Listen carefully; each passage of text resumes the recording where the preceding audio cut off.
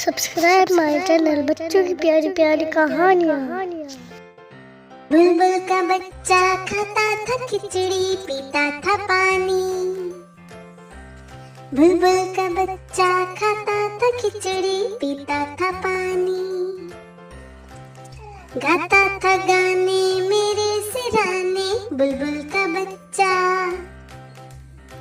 गाता था गाने मेरे सिराने बुलबुल का बच्चा। एक दिन अकेला बैठा हुआ था बुलबुल का बच्चा। मैंने उड़ाया वापस न आया बुलबुल का बच्चा। मैंने उड़ाया वापस न आया बुलबुल का बच्चा। बुलबुल का बच्चा खाता था खिचड़ी पीता था पानी।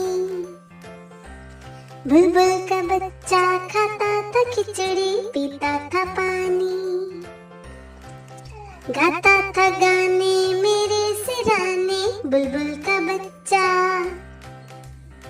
गाता था गाने मेरे सिराने बुलबुल का बच्चा। एक दिन अकेला बैठा हुआ था बुलबुल का बच्चा। मैंने उड़ाया वापस न आया बुलबुल का बच्चा।